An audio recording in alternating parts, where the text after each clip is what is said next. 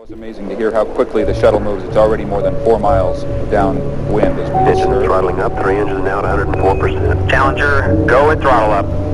Roger, go with throttle up. The shuttle mission will launch, my God. 1 minute 15 There's been an explosion. Velocity 2,900 feet per second, altitude 9 nautical miles, downrange distance 7 nautical miles. This is not standard. This is not something that is planned, of course. I can see a solid rocket booster has broken away from Shuttle Challenger. That's what you're looking at.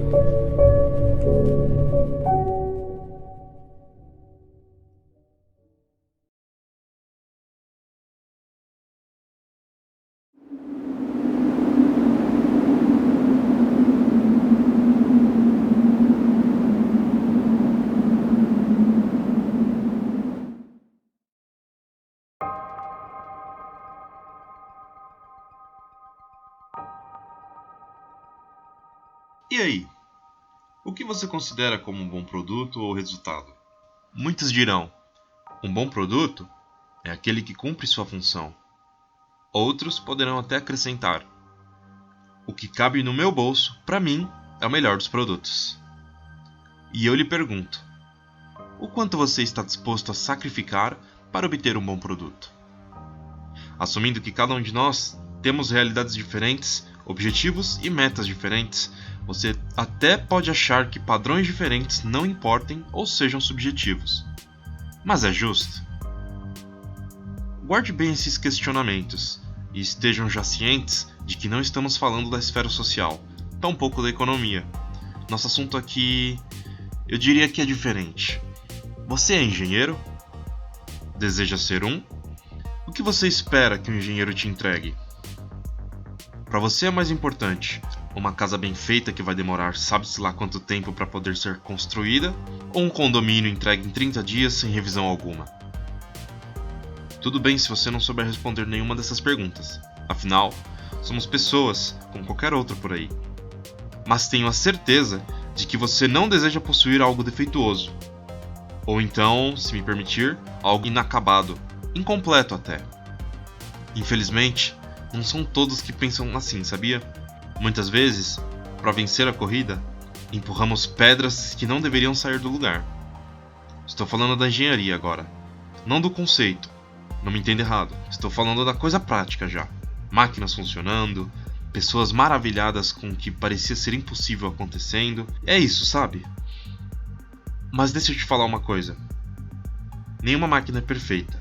Acho que aqui eu estaria chovendo no molhado quando digo que as máquinas são dispositivos, quaisquer que sejam, que funcionam como o nosso próprio corpo. E você já sabe, assim como não faz bem ficar sem ir ao médico, também não faz bem negligenciar a devida manutenção de qualquer equipamento, qualquer um que seja. Conforme nós vamos encarando o estresse da vida e reagindo aos estímulos de cada situação, é normal que nos atrasemos, façamos coisas de maneira errada ou atrapalhada.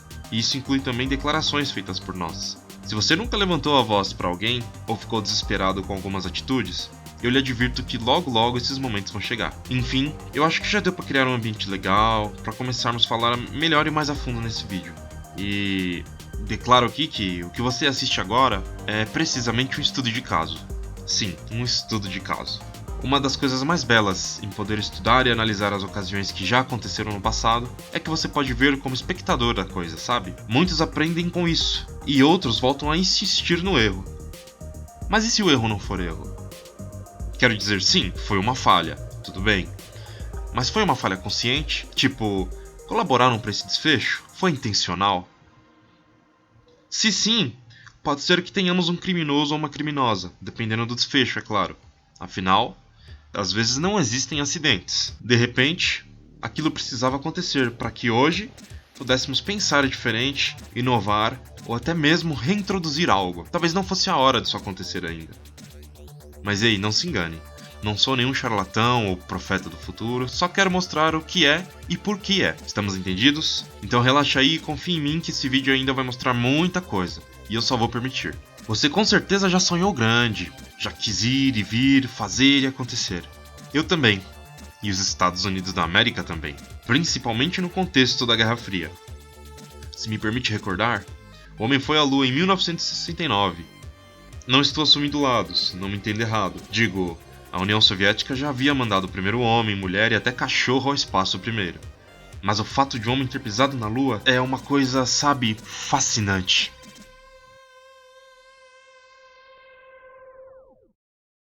Two, one, zero. All engine running.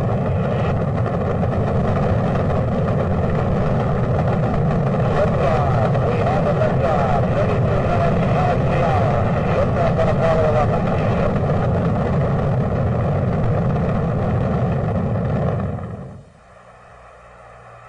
40 feet down, 2.5. Picking up some dust. 30 feet, 2.5 down. Fake shadow. 4 forward. 4 forward. Drift into the right a little. Down a half. Contact light. Okay, engine stop. Houston, Tranquility Base here. The Eagle has landed.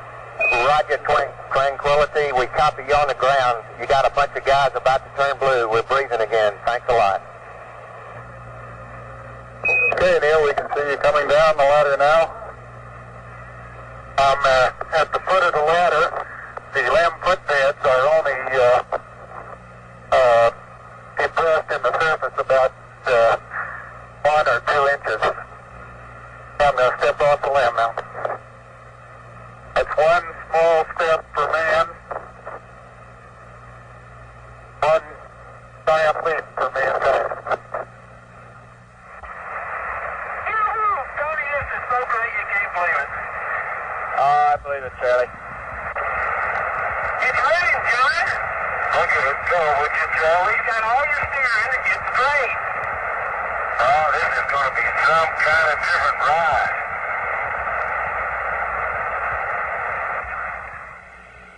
Hippity hoppity, hippity hopping over hill and dale. Da da da da da da da da da da da da. Hippity hopping along. One ignition. Burn away, Houston. Vector good. We're burning flight. That's How's right. the thrust? Looks good, flight. How's the base shot flight? Roger. Descending. Stand by for splashdown. Recovery, America, stable water, and cruise go. Bem, depois disso, o homem aprendeu que dava para usar essa tecnologia toda para ir fora de órbita e lançar bombas nucleares. Afinal, isso é a guerra, e a guerra nunca muda.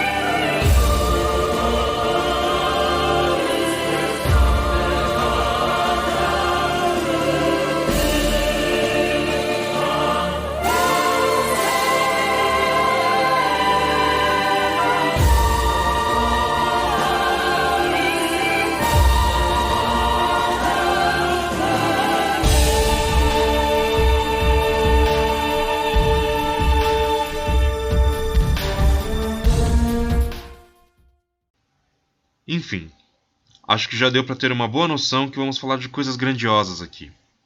E não somente coisas grandiosas, como também, infelizmente, falhas grandiosas. Senhoras e senhores, é com o devido respeito e pesar que dedico o nosso estudo de caso ao desastre do ônibus espacial Challenger.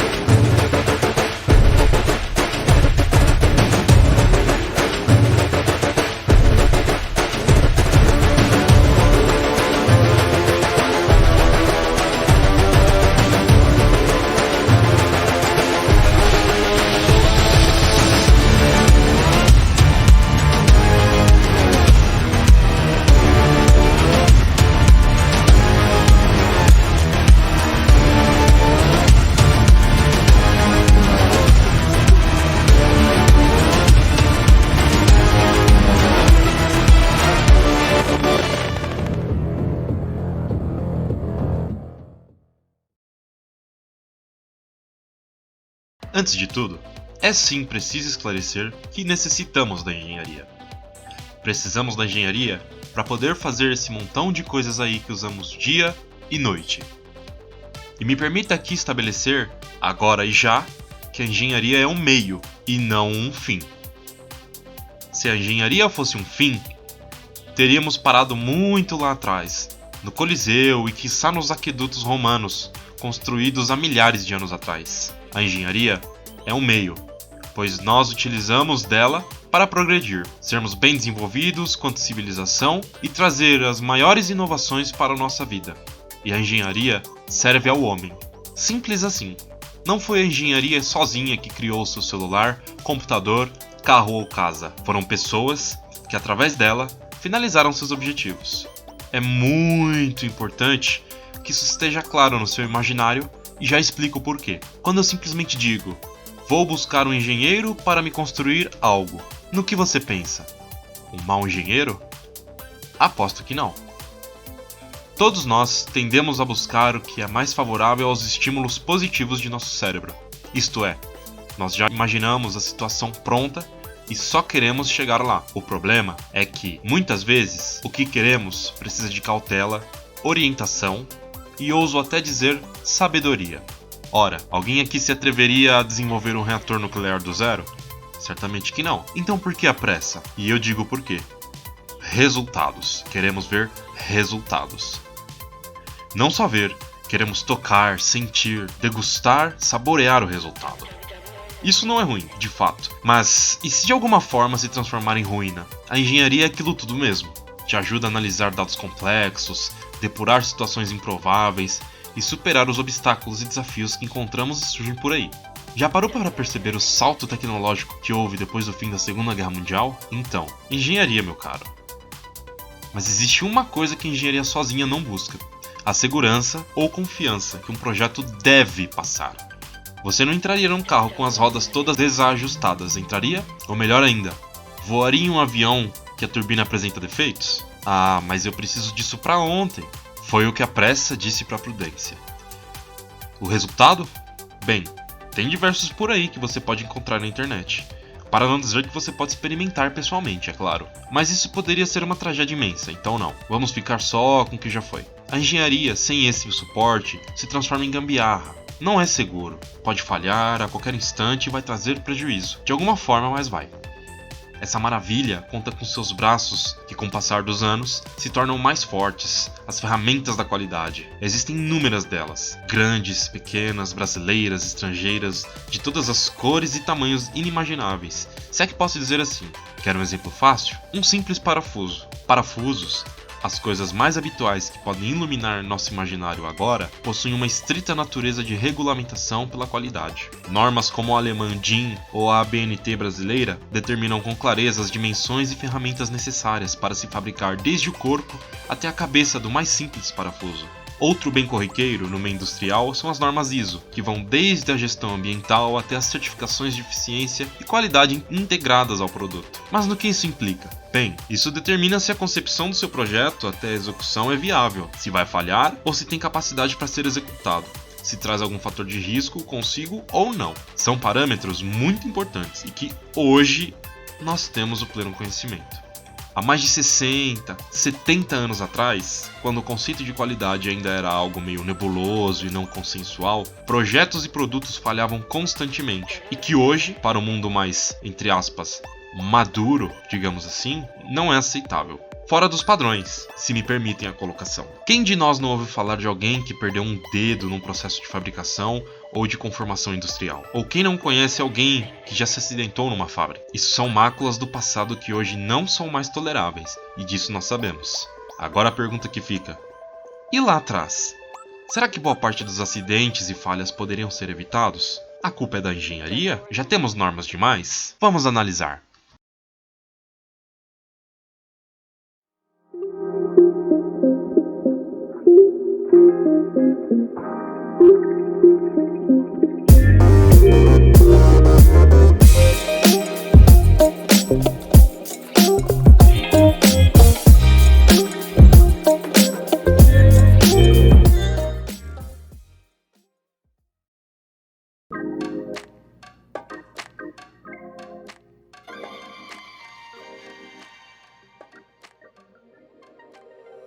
Nada se cria, tudo se transforma. Já dizia Lavoisier no século XVIII. Sabe, até que ele não estava tão errado não.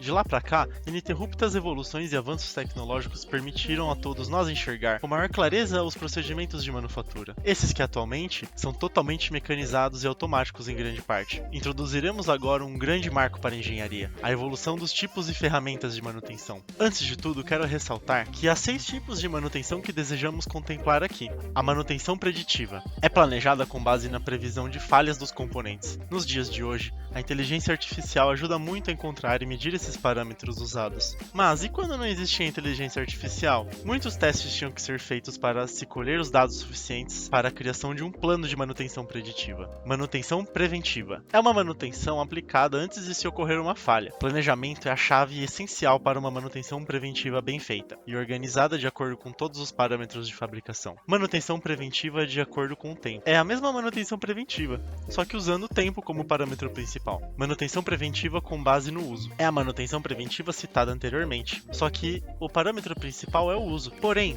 esses dois parâmetros são importantíssimos em qualquer tipo de projeto. Um exemplo simples de se entender e básico seria a manutenção de um carro, por exemplo. É necessária a troca do óleo do motor, por exemplo, a cada 5.000 km ou 1 ano. É necessária a troca dos pneus caso eles sejam muito gastos ou a cada 3 anos. A manutenção planejada tem como objetivo observar e analisar a fundo os componentes a fim de detectar desgastes, fadigas e assim evitando uma possível quebra. A manutenção corretiva é o tipo de manutenção que deve ser evitado ao máximo. Se todos os tipos de manutenção não forem executados ou falharem, entra em cena a manutenção corretiva. Quando algum acidente acontece ou alguma peça quebra por algum motivo, é feita a substituição da peça ou do conjunto por completo, pois falhas assim podem danificar o sistema todo, além de serem catastróficas. Como por exemplo a falha de uma correia dentada de um motor de um carro, que se não for trocada de acordo com a quilometragem especificada, válvulas podem quebrar ou entortar, o cabeçote pode trincar e por aí vai. Seria melhor já ter trocado a correia antes, não é mesmo? Quando se executa esse tipo de manutenção, é importante analisar a fundo para detectar qual componente falhou primeiro, para assim se obter mais dados para realizar outros tipos de manutenção. Quais indicadores devem ser observados na hora da manutenção? Um checklist é essencial para qualquer tipo de manutenção.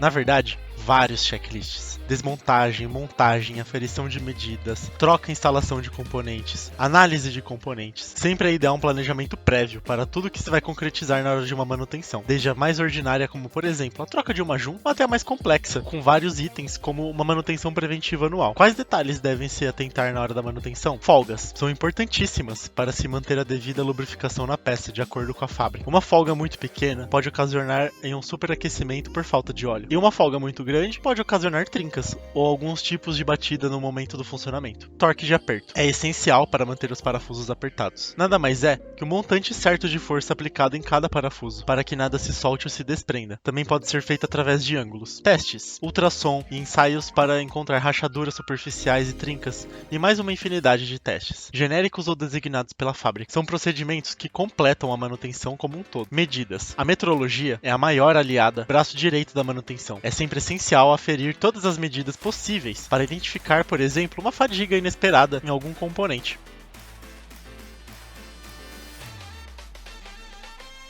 MPD, cumprimento dos planos de manutenção preditiva. O cálculo de MPD serve para verificar se o plano de manutenção preditiva está sendo cumprido ou não. Ele é baseado nas tarefas realizadas do plano de manutenção preditiva, divididas pelas ações programadas do plano de manutenção preventiva. É importante que eles sejam multiplicados por 100 para que vejamos em forma de porcentagem. Portanto, temos MPD igual às tarefas realizadas do plano de manutenção preditiva, dividido pelas ações programadas do plano de manutenção preventiva, vezes 100.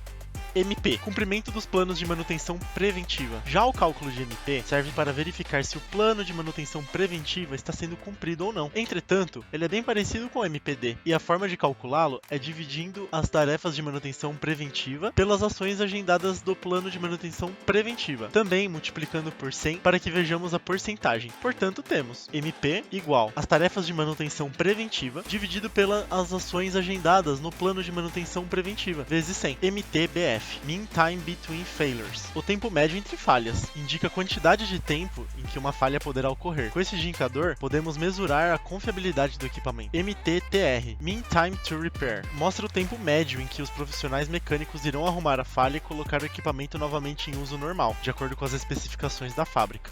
Availability se refere à disponibilidade. É o tempo em que o equipamento está disponível para ser usado, de acordo com todos os parâmetros planejados.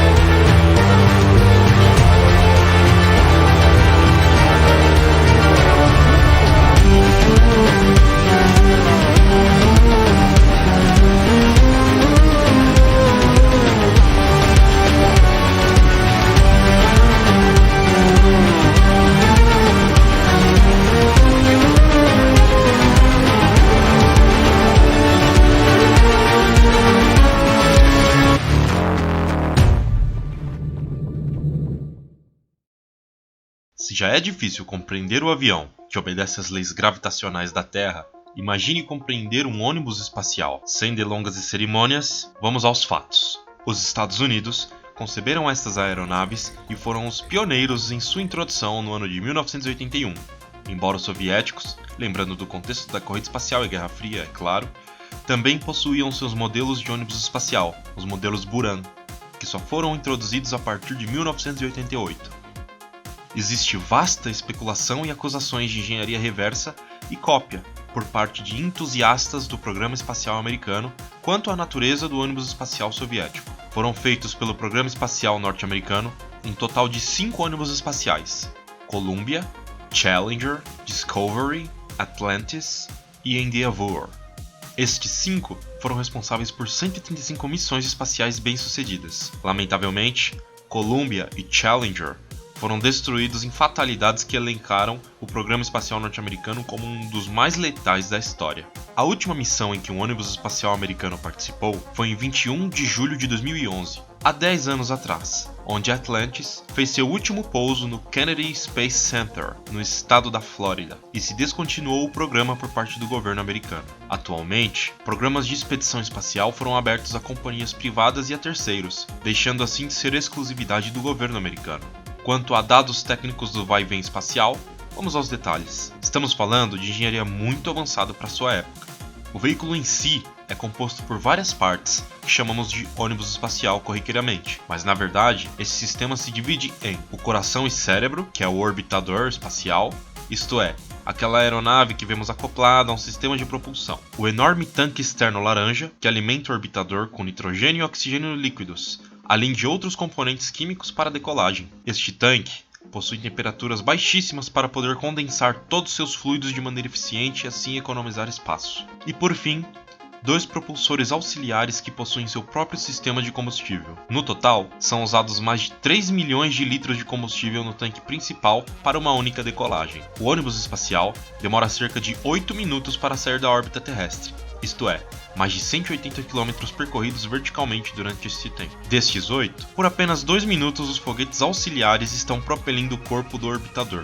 Após isso, são desacoplados e caem no mar para eventual recuperação pelos navios da NASA, e são reaproveitados para missões futuras. Ao entrar no espaço, o veículo atinge cerca de 27,875 km por hora. Após a missão no espaço ser completa, é hora da famosa reentrada do orbitador. Ela ocorre aproximadamente entre Mach 25 e Mach 26, traduzidos em impressionantes 7,8 km por segundo, conferindo o título de hipersônico para a espaçonave durante a reentrada. Para isso, ele é revestido de material térmico especial e muito caro, visto que já foram registrados mais de 1.650 graus durante esta operação. Os piores momentos são durante o primeiro contato com a atmosfera terrestre, onde o impacto aerodinâmico da aeronave com o ar é tão brusco que dissipa o ar na forma de plasma. Devido a este fator, a aeronave entra angulada para que apenas a parte de baixo entre em contato com o ar devido à sua proteção térmica. Logo após esse processo, o orbitador segue planando e perdendo energia, até que esteja apto para realizar o pouso novamente como uma aeronave comum. Existem muito mais detalhes nesse processo, é claro. Isso inclui livros inteiramente dedicados a este assunto. Você percebe como é fundamental que uma engenhosa coisa como essas esteja devidamente bem projetada e com manutenção em dia, certo? São imensos os casos de falha que poderiam ocorrer, custando assim inúmeras vidas. A engenharia por trás dessas espaçonaves desafia muitas leis da natureza, e o papel da manutenção é, ou pelo menos deveria ser, inviolável.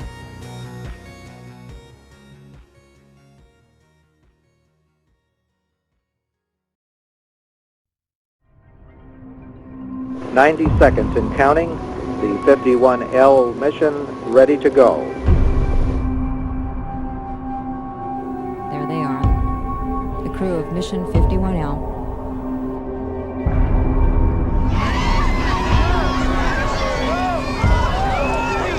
The picture you were just seeing is Christy McCullough's parents watching in horror.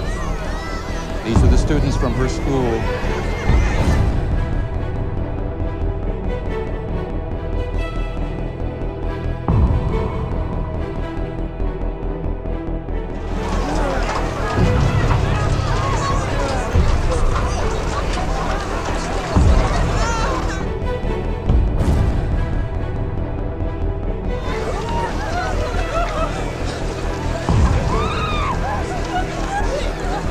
Families of the astronauts, normally in the grandstands.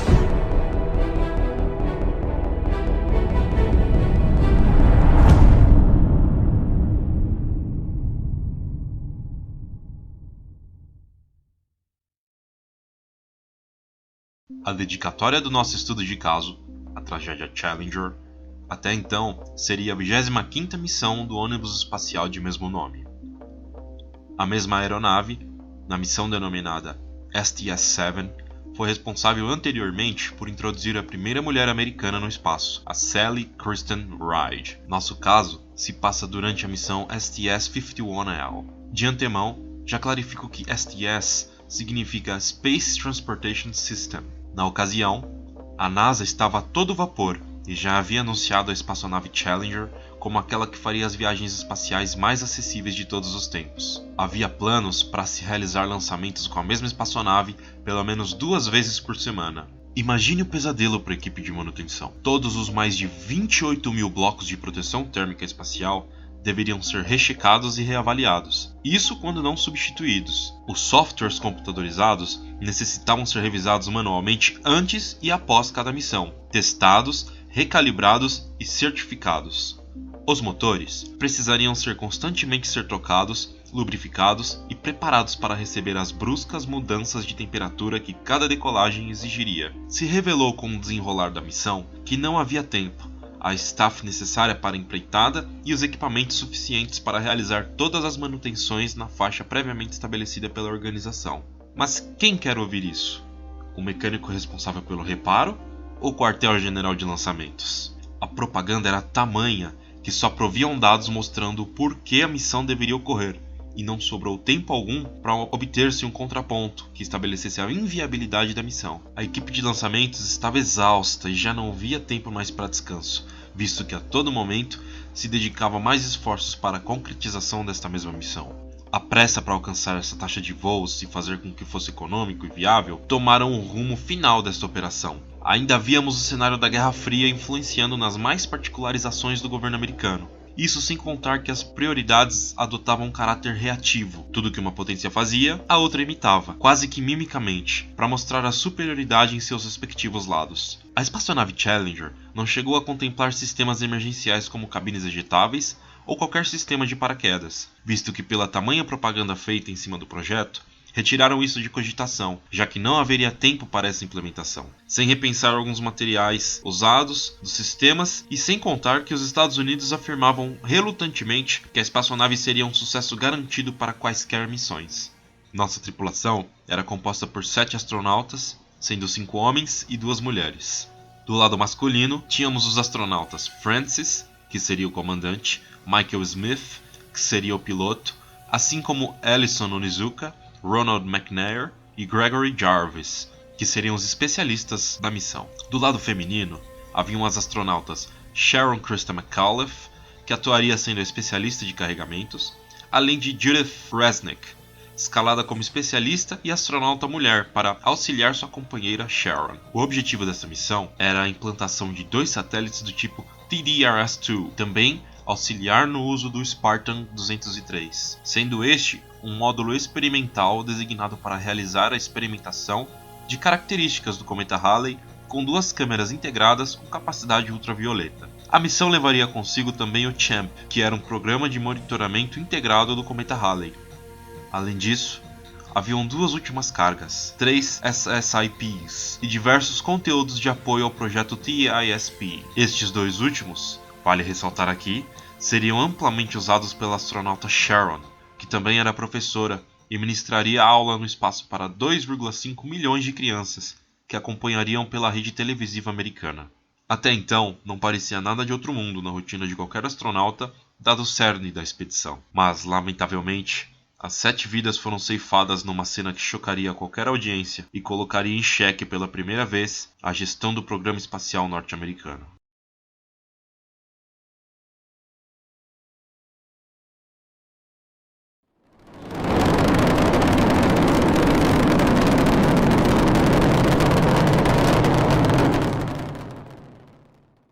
Era 28 de janeiro de 1986. O lançamento, que já tinha sido planejado para o dia 22 de janeiro, já havia sido adiado em quase uma semana devido a diversos contratempos climáticos e algumas pequenas intervenções ocasionais das plataformas de lançamento. Familiares dos astronautas assistiam e aguardavam o lançamento da espaçonave nas arquibancadas, junto a alguns membros da imprensa naquele momento. Sharon tinha a presença célebre de algumas crianças que foram posteriormente seus alunos e que estavam junto de seus pais ansiosos pelo lançamento. A maioria das pessoas não fazia ideia da dimensão real do lançamento espacial. Veículos de imprensa faziam anúncios a todo momento mostrando o evento. Devido a algumas condições da noite anterior, o sistema de lançamento apresentava áreas totalmente congeladas. O grupo de gelo rapidamente entrou em ação e começou a remover o gelo que se depositava no sistema de proteção térmica da Challenger. O grupo já havia passado por uma experiência similar, mas de menor gravidade.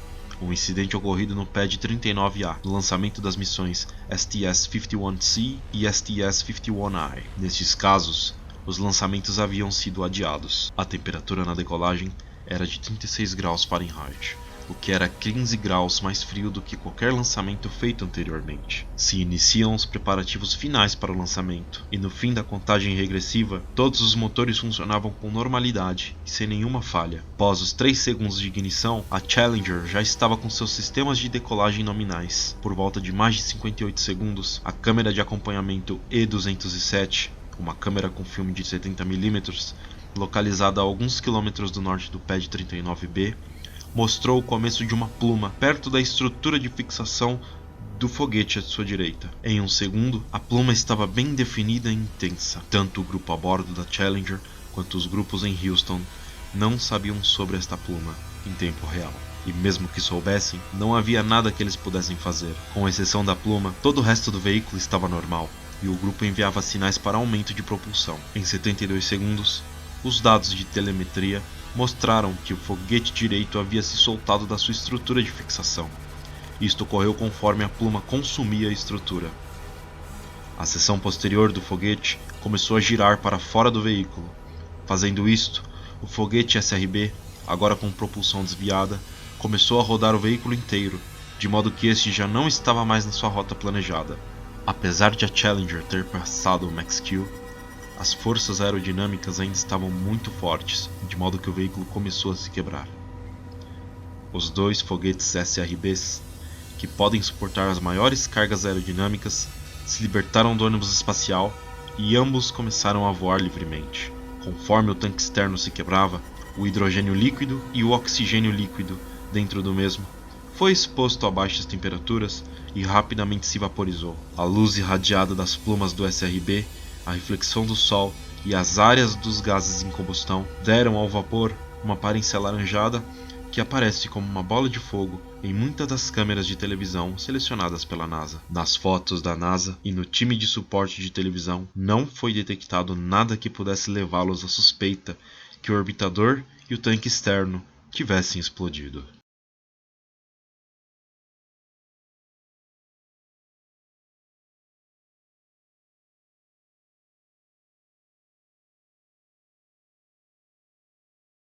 Já era tarde. 7 vidas foram tiradas. Não só as vítimas sofreram, como também suas famílias, seus amigos e seus próximos ficaram vítimas de uma promessa que não ocorreu e que os marcou para sempre no mundo inteiro. Pais assistiram seus filhos se imolando com a estrondosa explosão na frente de seus próprios olhos, sem poderem fazer nada. Barbara Morgan, a professora substituta escalada pelo TISP, viu sua companheira de ensino espacial ser morta pelas chamas da explosão. Diversos alunos viram aquela que um dia os ensinou sobre as estrelas se transformar em mais uma na imensidão dos céus. Voltando no que tange a falha, quem falhou? O governo americano, que tanto patrocinava o programa, foi o primeiro que quis reconhecer as causas da fatalidade. Afinal, era um dos carros-chefes da propaganda americana. Montou-se então um esforço nunca visto antes, a Comissão de Investigação Presidencial sobre o acidente Challenger. Ela contaria com renomados nomes, tais como Richard Feynman, ganhador do Nobel de Física, Neil Armstrong, até então o primeiro homem a andar na Lua, Sally Christen, a primeira mulher americana, como já mencionamos, Joseph Sutter, engenheiro em serviço da Boeing, além de muitos outros representantes de Estado e militares. A comissão conseguiu encontrar um alvo formal para discriminar no relatório ao presidente dos Estados Unidos na América, Ronald Reagan, os O-Rings. O-Rings são elementos de vedação qual são exclusivamente designados para selar um fluido em seu contingente, seja líquido, gás ou vapor. Se você tem um mínimo de convivência com a seleção de materiais para engenharia, haverá de concordar que não é tarefa fácil selecionar um produto fabricado com material adequado para sua respectiva aplicação na engenharia. Qualquer fabricante que se preze tem, no mínimo, a responsabilidade de fornecer as especificações e dimensões do produto que está fornecendo e a melhor maneira para aplicar em uma situação real de engenharia. Não só isso, também é responsável pelas eventuais falhas que seu produto venha a ocasionar se as suas próprias especificações não atenderem às mensurações realizadas previamente em seu produto. No nosso caso, o que falhou foi um O-Ring, unicamente designado para vedar o combustível de um dos SRBs, que eventualmente veio a falhar já nas condições iniciais de lançamento. Estes produtos eram fornecidos até então pela empresa em regime terceirizado parcialmente responsável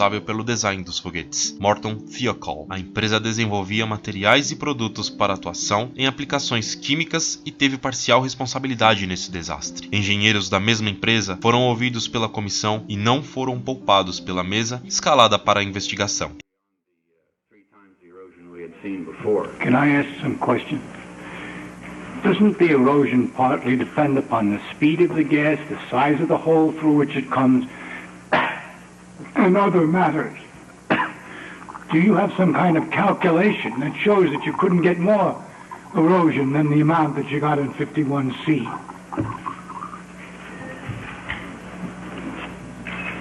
I don't know whether we have that calculation that tells us what that limit is or not. What made you think that 51C was the maximum erosion that you could reasonably expect? We didn't say that, we didn't feel that that was the maximum we could expect. We said that if there was a temperature effect that made it move slower, we might get some more erosion. And we felt that the factor of 3 times was not likely to be exceeded. Well, let me explain. I'm not interested at the moment in the temperature. I'm going to criticize the original decision that you can operate at 53 degrees, which is a different point of view than what we're talking about. Based on the idea that you've already seen that you have 1/3 the amount of erosion necessary to split the primary ring at a time when the secondary has a high probability of not being seatable, as Mr. McDonald said. And I'd like to know how you judge, by having seen 1/3 of an O-ring disintegrated in one flight, that it's very unlikely that you would get 3 times that erosion on another flight on the same circumstances. Well, that's the judgment issue that we finally got down to. I'm trying to understand your judgment. And our judgment, when we had the previous erosion, to get that, we had to fill all the cavity that was there, all the annular cavity. So there wasn't any way to get any more gas flow.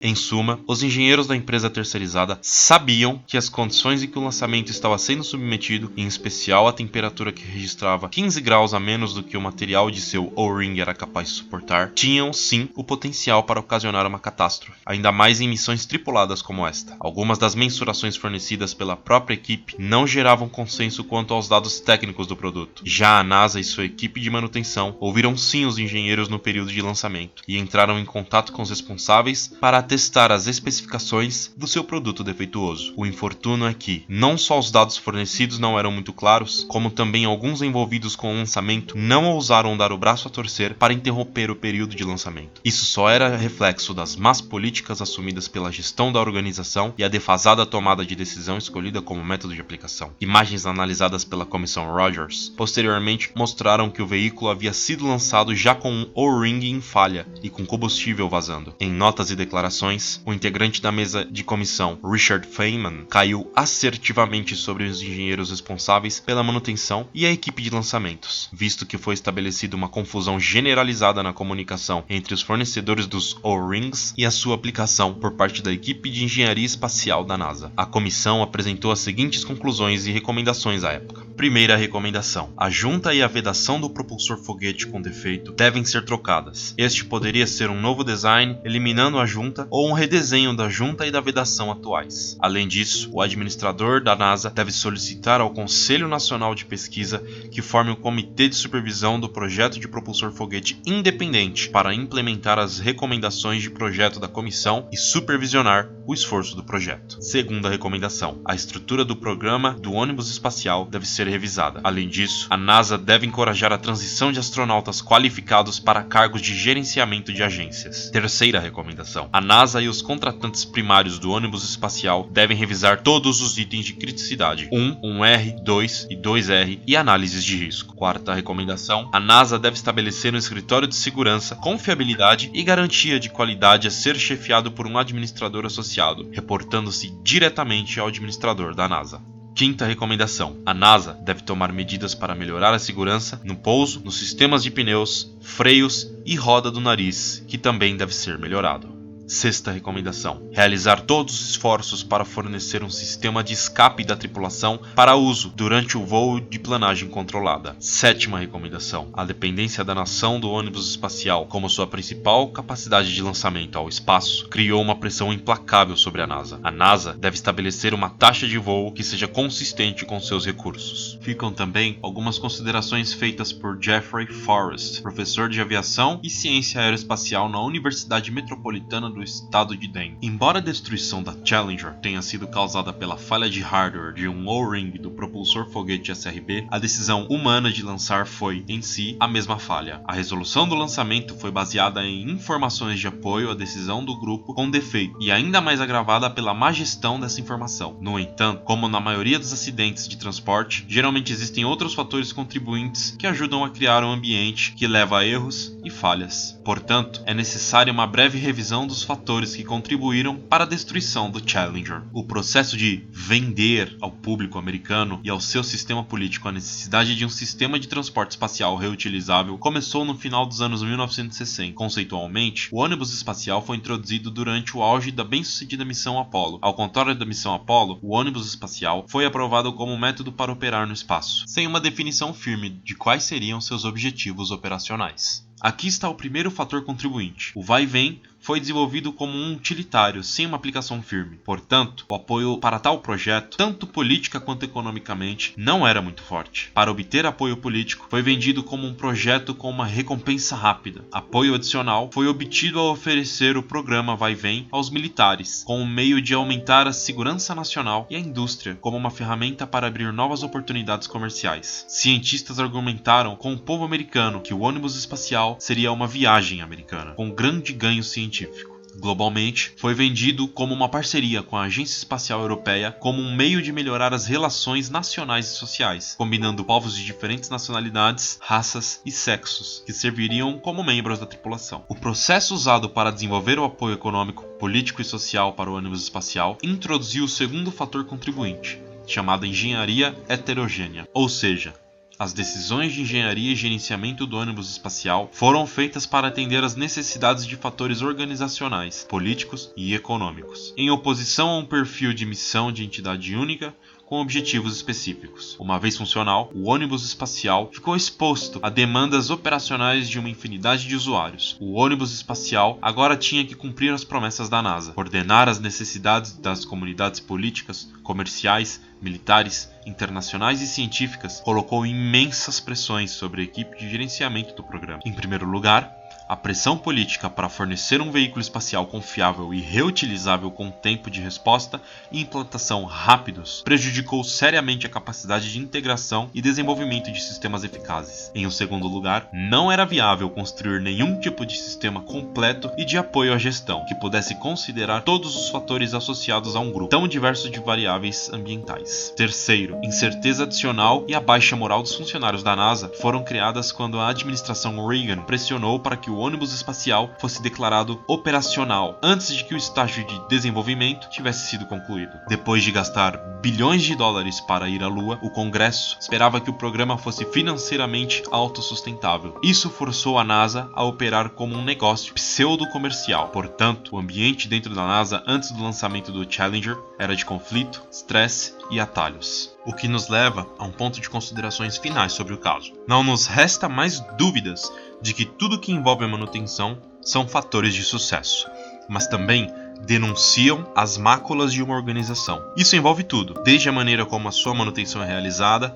as ferramentas que você aplica em sua equipe e, o mais importante, a maneira como sua gestão responde às indicações que a sua manutenção oferece. A manutenção seria como uma mãe que diz ao seu filho onde e com o que deve se preocupar. Infelizmente, de nada adianta seus indicadores de desempenho se sua gestão é frouxa ou incompetente. Do que adianta você ter todos os parâmetros enumerados por ordem e por ocorrência, ou relatórios concisos da manutenção, se você está disposto a assumir riscos descabidos? Quanto lhe custará o risco? Vimos 7 vidas sucumbirem às cinzas pela má gestão de um programa espacial. O risco, neste caso, custou 7 vezes o impagável, o valor de uma vida multiplicado por cada integrante que nos deixou em luto. E não só isso, a tragédia se enraizou nas transmissões mundiais, marcando o episódio para sempre na data de 1986 até hoje. Fica a nós o aprendizado de que você deve sim se atentar ao que sua equipe de manutenção lhe informa. Confie no seu produto, sim, mas o mais importante, confie nos dados estabelecidos, confie nos seus engenheiros, confie nos seus especialistas. A vida é muito curta para servir a negligências e não há como ser reembolsada.